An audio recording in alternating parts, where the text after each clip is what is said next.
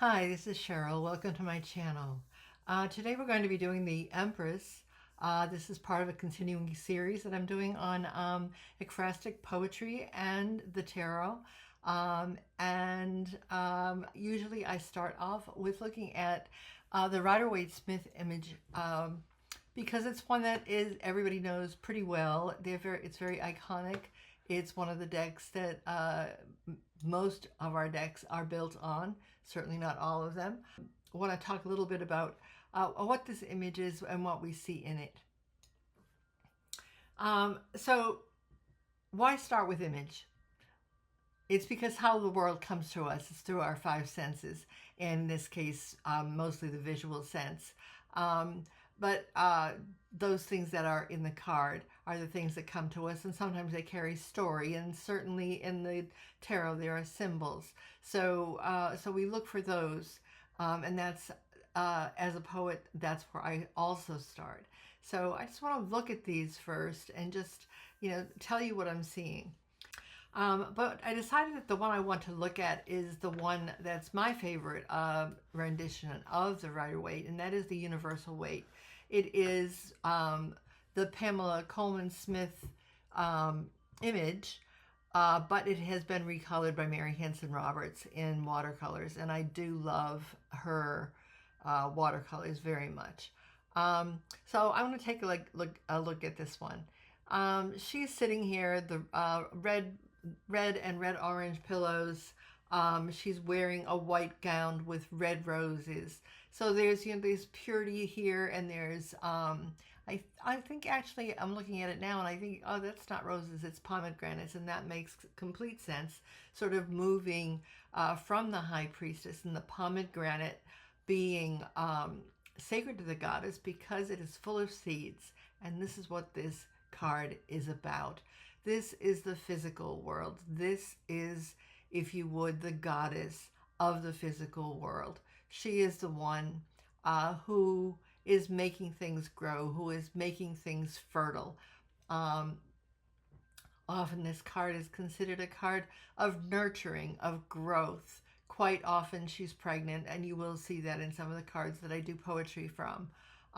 In this particular card, you can see in the foreground, it's wheat. It's not just any old grass, it's wheat, so that is a sign of fertility. So this is a loving energy. This is an energy that is, I think of her also as she is the spirit of nature.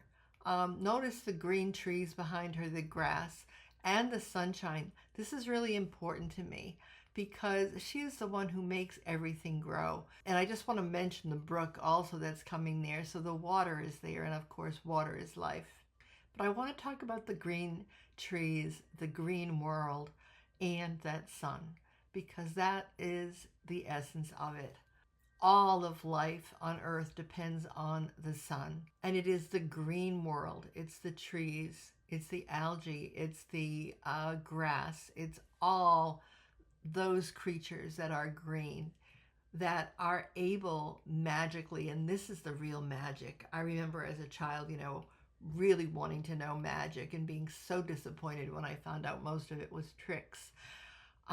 Where is the real magic? And then I found out that trees could use sunshine, water, and air and turn it into food. They could turn it into sugar. Now, if you've taken science, you know this, and you know that it's called photosynthesis. The word somehow takes the magic away.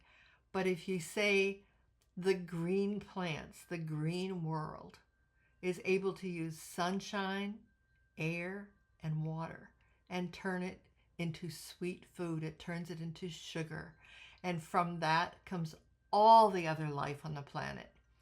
All of us, animals, plants, are all dependent on sunshine. So this is the sunshine cycle.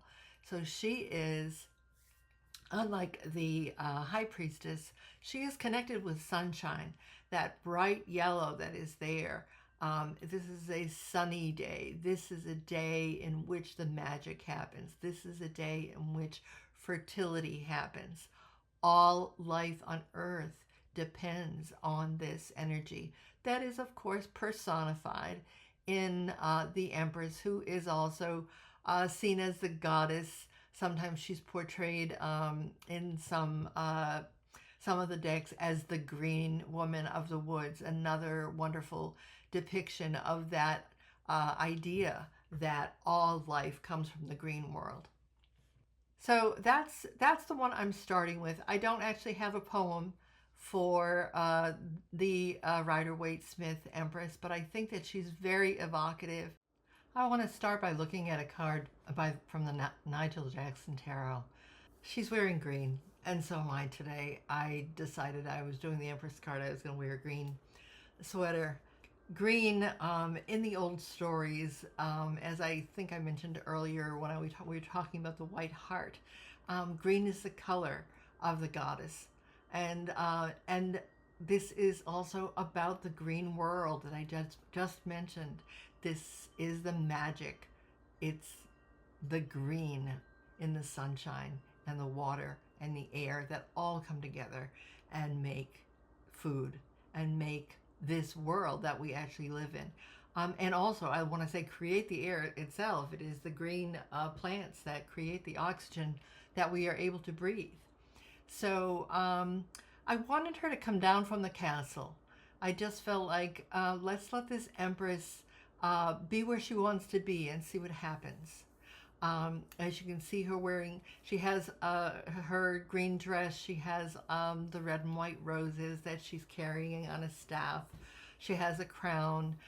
She's carrying wheat in some kind of a shield with red flowers on it.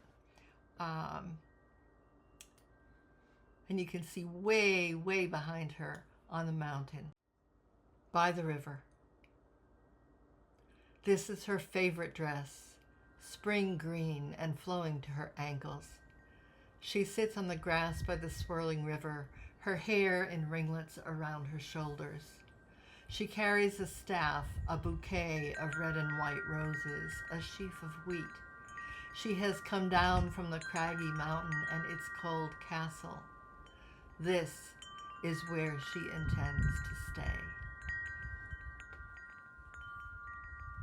I want to say this is where she has always really been. So I wanted to take her out of that cold, man-made place, as Nigel Jackson has here, and bring her down where she belongs, down onto the land. There's no indication necessarily of her being pregnant here, but she is all dressed in green and carrying wheat, which is a symbol of fertility. This next card is from the Lightseers Tarot, and it absolutely delights me. And I wanted to put it up front here. I have a couple of others, toward the end that also, sort of show an image of what some people would call Gaia, the one who is the earth or who gives birth to the earth. But this is definitely a goddess image. But I wanted to tie it into something that's a little bit different. Because of the tradition I come from, I am familiar with a saying, and when I saw this card, I immediately sort of felt that this was a response to it in some ways, a woman's response. And it's called the Women's Truth. To save one life, it is as if you saved the world. That is what the men say. This woman, young, full-breasted, pregnant, fastens her hair, from which tiny sprigs grow with their green leaflets. A wave crests over her shoulders, the only wrap she needs. The moon is green tonight, circled with stardust that descends to form the child she is carrying. She still carries it high. It's not quite ready to be born. It is the entire earth. What infinite possibilities it holds. To create one life, it is as if you created the whole world.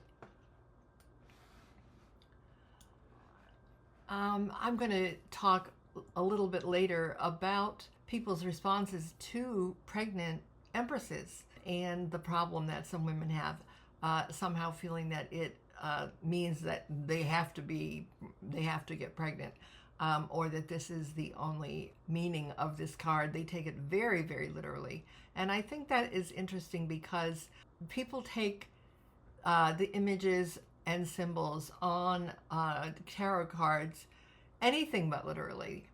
They will look at the smallest detail and try to find, a meaning for it. But somehow pregnancy only means pregnancy. I have a lot of feelings about that, and I know this is not the only place in this video I'm going to talk about it, but I loved this one because it connected me to that saying, if you save one life, it is as if you have saved the whole world. When I saw this card, I thought, and what if you give birth to one life? It's as if you're giving birth to the whole world. So I see this not just as the goddess giving birth to the, carrying the earth, being ready to give birth to the earth, but as every woman who carries a child.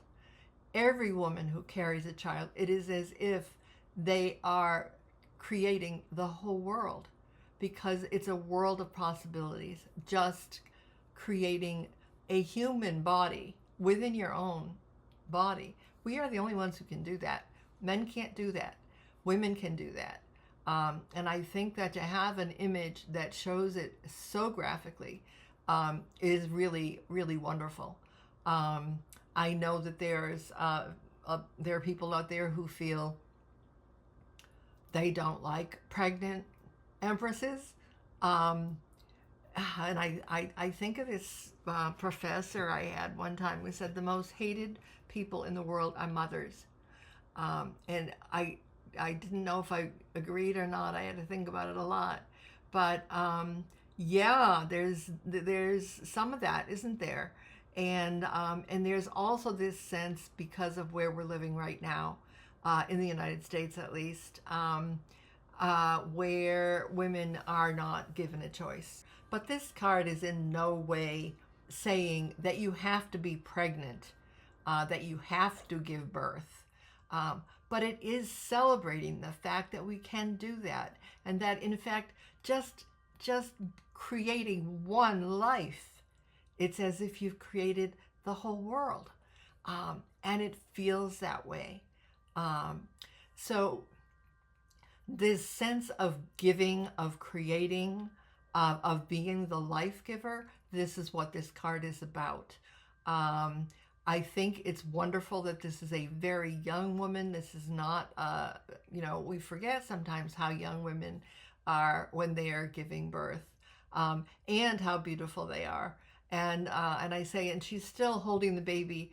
It's fairly high. It has not dropped yet. It's not ready to be born. She's in this absolute beautiful, just entering the third trimester. Her belly's big, but it hasn't fallen. And then there's this mysterious, magical thing happening, going on between the moon and what's going on in her belly. All these little dots of light.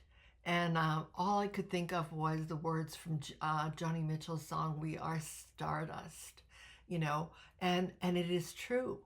Our bodies are made of the same stuff as the stars, as the moon.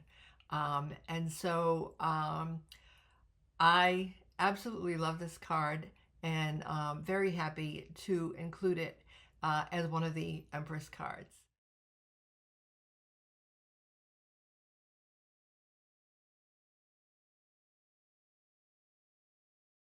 I want to move now to a slightly different image. This comes from the Everyday Witch Tarot. And I have to say, this is just an image of the Empress that totally delighted me. It brought back my own memories of being pregnant. I had a baby in November, so the apple trees were in full bloom when I was 7 or 8 months pregnant. So I have a personal connection, I think, to this card. She again is not in a castle.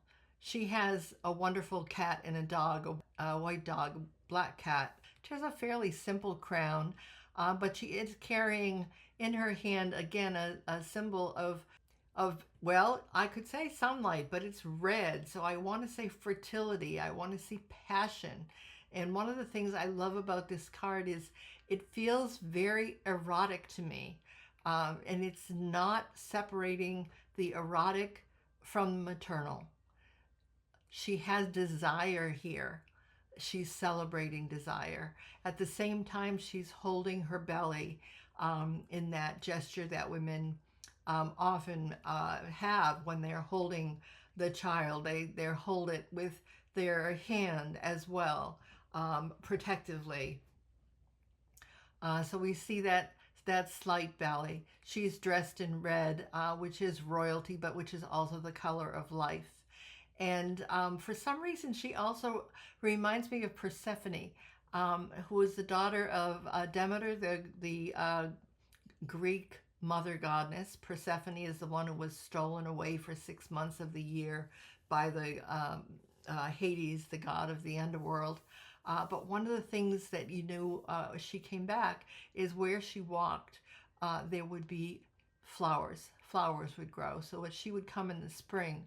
So this is a fall card. So in some ways it's a little weird that it makes me think of her.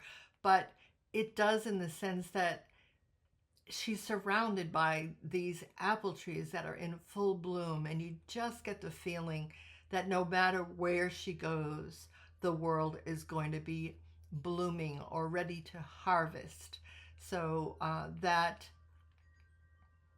nurturing energy, that mother energy, that that care, that love, that bringing forth of new things is there. I want to talk for just a moment because a number of these Empress cards are going to be pregnant. And I understand that that is a problem with some women, younger women particularly, who are fertile, who are in those years, and who are feeling that this is a card that really bothers them. So I want to talk about that. Because really, there's 78 cards, and there's only one card that is consistently shown as a pregnant woman, and it is the Empress. And she is the bringer of life. That is something women can do that men cannot. It's one of the reasons they want to control our bodies, because we are the only ones that can make human beings. Let's hope they don't start making them all in laboratories. But we are the only ones. That is a special power that women have. It's surprising to me. If anything, I would say pregnancy is underrepresented in the tarot. I've seen some tarot decks where I think it's the Seven of Pentacles, that's the waiting card, is shown as a pregnant woman. The mother piece in particular, I think, shows a pregnant woman in a pumpkin patch, which I adore. I just think, I don't know, I like the humor of it. And I guess, again, because it's fall and I was pregnant in the fall, I relate to that. But I think that to see this one card as somehow prescriptive, as saying this is what you have to be, that you have to have a child. Right now, we are in America, we are in a country that is saying that we do, that we are not full human beings. We do not have the autonomy over our own bodies. I don't blame you for being angry. I came up during that same time. I'm 74 years old.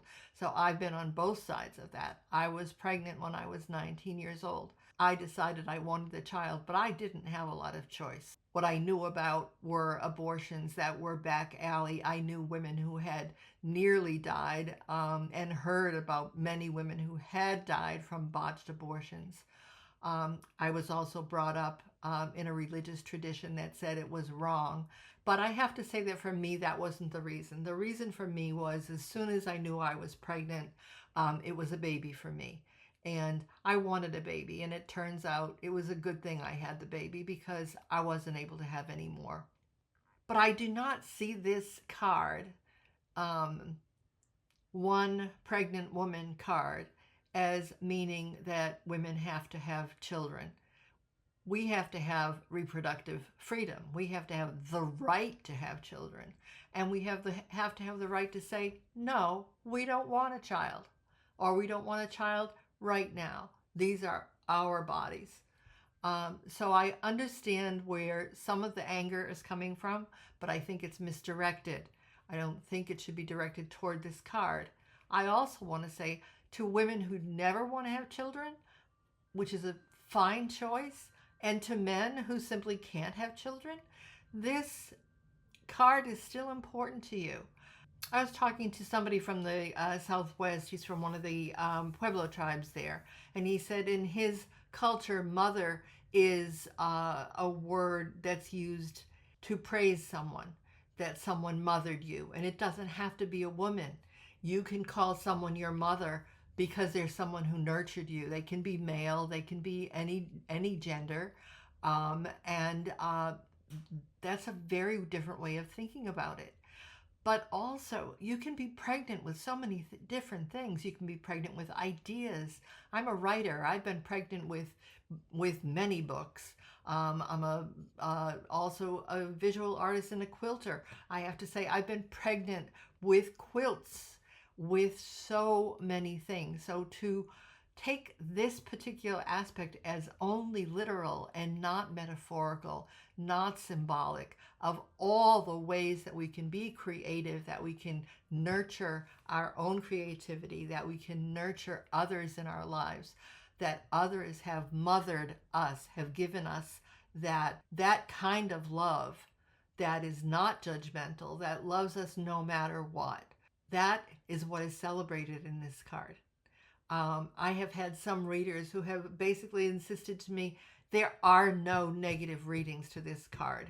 This card is so good you can't read it in a bad way. I don't agree. I think there's a shadow side, and I will have a shadow poem coming up. But I did want to address this sort of controversy that's out there, or these feelings that people have of negativity toward the image of a pregnant woman. How many billions of us are there in the world? All of us came from pregnant women. All of us. To only have one card out of 78 that presents that in any usual kind of way, I think that's kind of underrepresentation. If you want to know my true feeling about it. Again, the important thing to remember is it's reproductive freedom we want. Native women, poor women, women of color have been refused the right to have their children, or have had their children taken away, or have been sterilized against their will, or even sometimes their knowledge. So the right to our own bodies is what's at stake here, not this image of a pregnant woman. So I'm going to read the poem that goes with this now. That's called In the Orchard. And stop ranting. I'm from Boston. We rant a lot. So I will be doing that from time to time. This poem's called In the Orchard. The apples are ripe, and so is she. In her red and gold bodice, her skirt white as the apple's flesh, she rests her hands on her belly. Her eyes focus inward on the child's movements. She sings to the babe, her hips a swaying cradle. Her white Afghan hound sits patiently beside her. Her black cat rolls in the grass. She doesn't need the ruby scepter to prove who she is. Flowers bloom at her feet. The trees are heavy with apples. And so you can see that I am referring to Persephone there. Flowers bloom at her feet. The trees are heavy with apples. This is the goddess. This is the one who makes life, sacred life in the universe. This next card I want to look at is from the Whimsical Tarot. And so most of the cards are from fairy tales, and this is, of course, from the old lady who lives in the shoe. And I found it completely delightful. I love it that it's like a practically like a stiletto heel shoe. But it's also a tree. Children looking out of the windows, flying kites from the windows. And yet she seems happy. She doesn't, if you look at the expression on her face, she doesn't seem put out by this. You get the feeling that she's a good mother, unlike in the fairy tale itself, where she says she whipped them all soundly and sent them to bed. This doesn't seem like that woman. This seems like it's kind of like a shoe. It's kind of like her, but this seems very, very, very loving, very nurturing. She's taking care of, I don't know how many children could possibly be in that shoe, but I do remember that it said she had so many children she didn't know what to do. This woman seems to know what to do. And I have to say, I really appreciate that about her. And I loved this Empress card because I can both identify with the woman nurturing the children. I've been a teacher to people from age 5 to 95 all my life. So there is that in me that likes to take care. I'm the oldest of 6 children, so I took care of a lot of kids when I was little. So there's that. But I can also, as the oldest of 6, imagine myself as one of those children. And this is my mother. So busy, so busy. I was surprised not to see more, or at least one child who's like helping with the nurturing, because that always happens to the oldest daughter. So our house was always full of many, many, many children. So I happen to really like this. I imagine that my son, who was an only child, would not get the kick out of it that I do.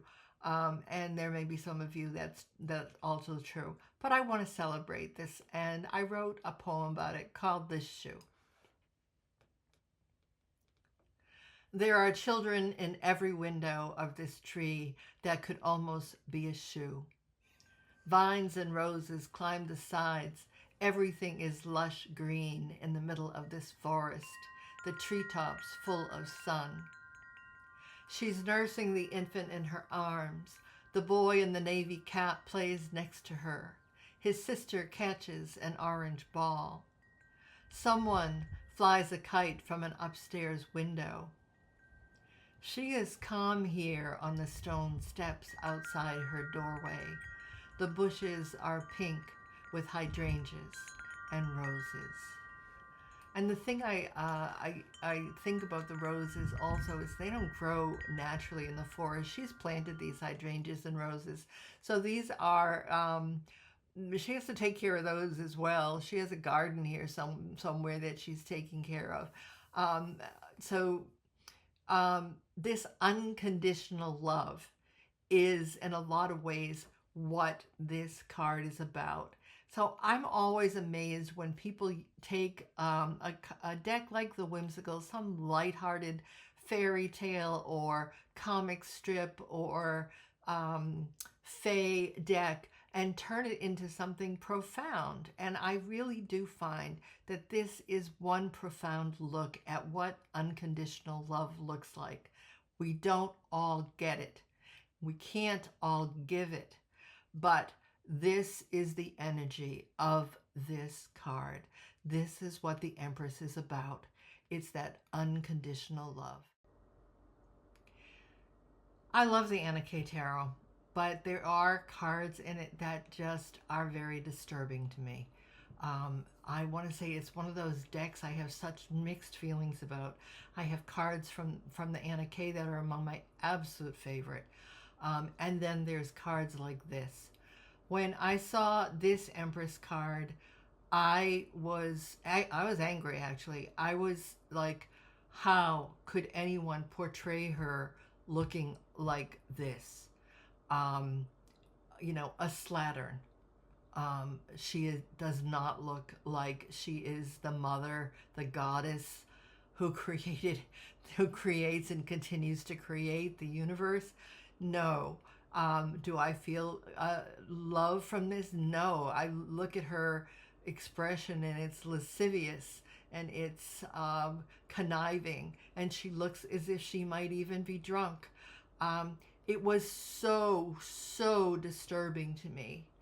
And then I decided, You know, there's a shadow side to the Empress. There's a shadow side to mother cards, and I need to write about it. And so I wrote this poem, and it's called The Slattern. Nobody wants to claim her. She's been drinking again. Her expression says she doesn't care, doesn't love you or herself. Breasts half exposed, she sits in a pile of rocks beneath a small birch tree, its yellowed leaves ready to fall. One bare foot stretches out from beneath her red robe that covers only one shoulder. The floor is not a forest, but black and white tiles, a chessboard or a cheap kitchen floor. Is she the Red Queen, off with your head? Or just the mother who never wanted to be one? She holds the sheaf of wheat loosely in one hand. She's probably pregnant again. Two birds peck as if they might find seeds or leavings. The tail of a skunk or polecat peeks out from her hem. The only things flowering here are the coneflowers, they who tolerate inhospitable soil. It's a very terrible poem, or at least not, I hope it's not a terrible poem, but it is a poem about a terrible subject, and that is the mother who is not a mother, the mother who does not give us that kind of love, the woman who is not choosy about who she mates with because she doesn't have enough self-respect. Maybe she didn't get mothered herself. Maybe she was abused.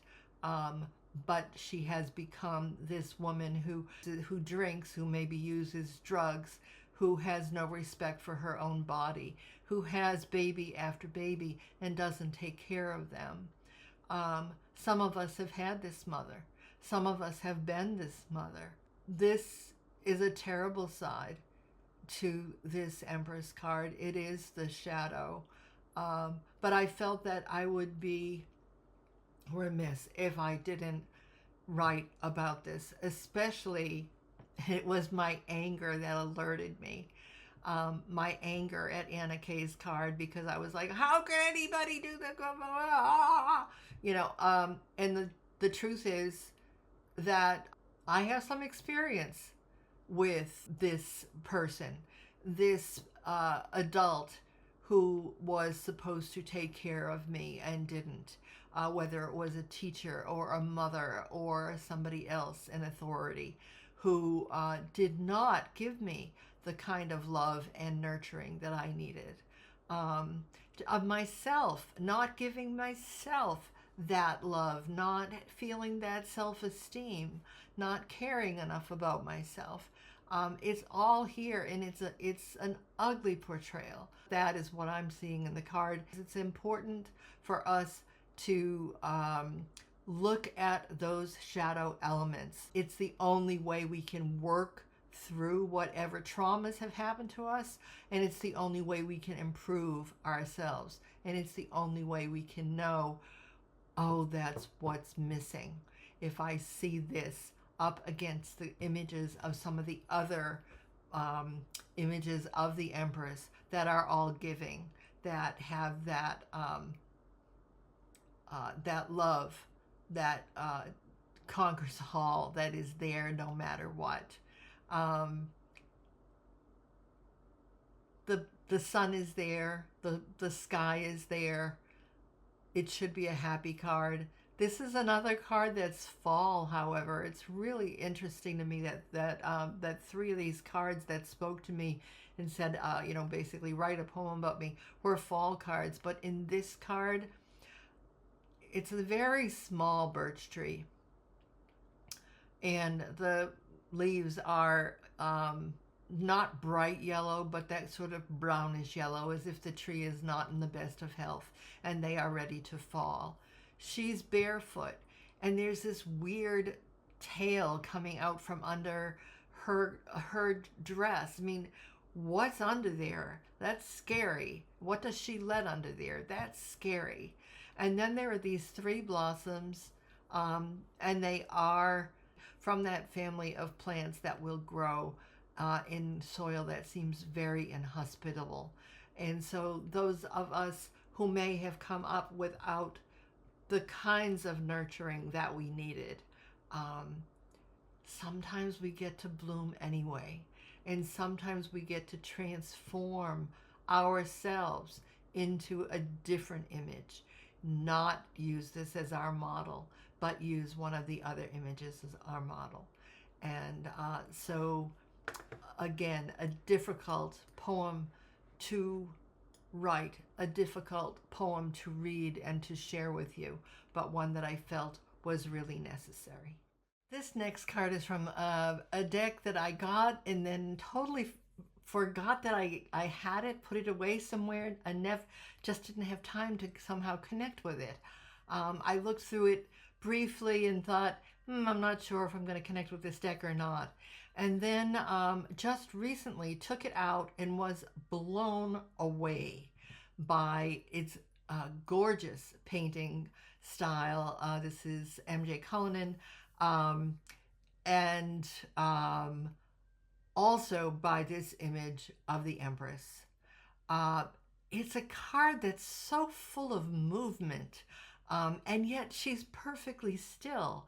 If you look at her, she's standing, her wings are relaxed, her hands over her belly in that gesture of protection. She's in the woods. All the movement is going on around her, it seems, although the real movement is going on inside where she's creating a child. She does an interesting thing in these cards. On the right hand side, if you look at it, you can see like there's a gold and black. It looks like it's taken from those Klimt paintings. If you look at Gustav Klimt's, I think it's the Kiss that has that famous material that's there. And so again, this is a card that that says that passion, that the erotic and the maternal are not separated. It is not a Madonna whore situation the way it is in the Judeo-Christian tradition. Förhäxa is a Swedish word. It means to enchant. And so this is a land that Cullinan has created for this particular deck. And the inhabitants of this land are fae.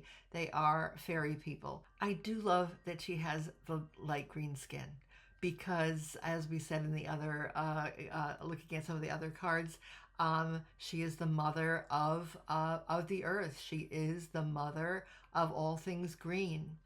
I love that she's walking in this garden of both irises and I don't know what the big red flowers are. I think they might be dahlias, but the big, showy, red, passionate nature of those flowers is delightful. I love these two hares also. In Europe, the rabbit of the hare is one of the forms that the goddess takes. And these two hares jumping around her head next to the crown that she wears that is apple blossoms let us know that it's springtime. And of course, the one thing we know about rabbits is that they're very prolific. There will be new life. I'd like to read you the poem that I wrote from it. It's called That Gesture. Her skin is light green. She wears a pale pink dress in a garden of purple irises that hold the secret, and red dahlias, huge and dramatic. Her crown is a sprig of apple blossoms. They are 5 petals promising fruit and the star within. Her wings are aqua, translucent, veined with gold. Her long black hair is full of pink flowers. 2 rabbits leap, one on each side of her head. It is spring. Her hand rests protectively on her belly in that gesture all pregnant women make. She stands perfectly still, her eyes closed. Everything she is doing is happening inside. So I do love that. I love the very, very delicate pink that she's in, and also the fact that she is fey. These wings are gorgeous. The aqua with the gold veins, and the veins look as if I'm not sure if they're runes or decorations or language of some kind, but she does use them on several cards. Um, and I want to say also about the apple blossoms. Everything in the apple family is edible. So roses are edible. All the fruits that are related to apples are edible. They all have the five petals. And if you, of course, if you cut the apple across, you will see that inside it there is a star. So it is sacred to the goddess. So I love it that she has these apple blossoms in her hair. After the Slattern card, I wanted a card that was going to be just the opposite, and I feel like this stillness, this mysterious smile on her face, um, there's a secret life that she's creating inside herself within this silence, um, and all the life that's going on around her, all this movement ultimately comes from her as well. So this card gave me so much joy. I have to say it's become one of my favorite images of the Empress. I had to do this other card that gave me such joy when I saw it. I have to say that Katrin Wellstein has done just such an amazing job with the Mystical Moments Tarot. Um, in this card, the woman's skirt has become the petal, and underneath it, it's filled with pink and red roses. If you can see closely in the middle there, you can see that there's a womb within which there's a baby, and she's holding a crown that she's going to put on its head. I love that, that knowing that as mothers, when we are awaiting a child, it is a royal child. All our children are royal children. They are going to, boy, they are going to rule the house when they first come. Um, um, we're going to be like totally subservient to their needs if we're a good mother, and she is. If you look on her face, she has a look of patience. She doesn't look elated. This is hard work. Making a baby, having a baby is hard work, and yet these roses that are so plentiful and so joyful are coming forth from under this lily, and it is the red lily of passion again. I love that these artists are not separating eroticism, the erotic, the passion, from motherhood and making them separate. This is just again saying that that sexuality that we carry, that passion, goes along with motherhood. It is not some separate thing like there's a Madonna and a whore thing. That's just not part of this card. Um, so I love this card. I felt it was starting to capture the essence of sort of the goddess nature of this card. I've tried to write about her before. This woman whose skirt is an opening fire lily bursting with pink and white roses. The unborn child is curled inside the cup of the flower. She has done this before. She has always done it. She is patiently birthing the universe. And so I wanted to talk about that, that aspect of patience also. Man, there is so much waiting. Those first 3 months when you're not feeling so well, and then the second 3 months you kind of, the baby's thyroid actually kicks in. You get all this energy. It's not bad. But those last few months, man, there is a lot of waiting where you can't wait for the baby to be born. And then labor. It's called labor for a reason. This is hard work. It is hard work to make another human body out of your own body. And so if you think of the universe as the goddess, think of it also in terms of the work that's involved, this unconditional love and this work and this labor that this being is taking on in order to birth the universe. So I thought that that was kind of an amazing image. I had never seen anything like it. And so I wanted to write about it and share it with you as one more aspect of getting closer to understanding all the possible nuances of this card, from the simple Empress to the girl in the orchard who's pregnant, to the shadow side, and now to this goddess side. This next card is from the Spacious Tarot. If you know anything about the Spacious Tarot, it's that there's really no human beings. The space is how you can put yourself in there. Where are you in this picture? At least that's how I've taken it. And when I got the Spacious Tarot, the first thing that happened is I sat down with it. I opened the box. I went through every card, and I was just filled with this feeling of numinosity. I knew that this was a deck that was going to be a very special and very spiritual deck for me. And you will be seeing other cards as well from this deck. I don't get that feeling often from a deck. I mean, I connect with decks a lot. I love them aesthetically. I certainly have different kinds of connections with different decks. But this sort of sense of this is a spiritual deck doesn't happen very often, and it did happen for me here.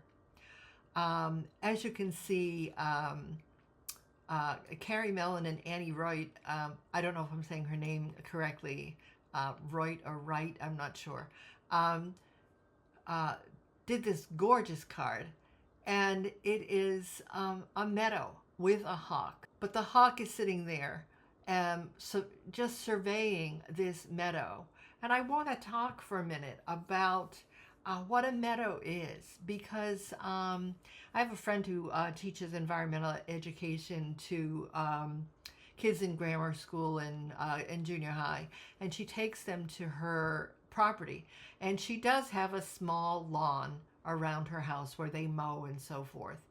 But then she takes them up the hill and she goes, I want you to walk now through the meadow. I want you to see what a meadow is as opposed to a lawn. And this is what we're seeing here. All these wildflowers that are blooming. The grass is high, and it's not all one species. There's all kinds of life in there. I love that you can see that there's a blackberry, and 3 of the berries have been eaten. So something's eaten it, whether it's birds or mice or chipmunks or voles. There's all kinds of life happening here. This is an ecosystem. So what they have done in this amazing card is they've taken the essence of the Empress, which is life, which is life-giving. And again, we're back to the green world in a sense, where we don't have a yellow sky, we have a blue sky, but we know it's one of those days. We can kind of see the sun reflected in the flowers. I'm not seeing pollinators, but I somehow can hear them and feel them.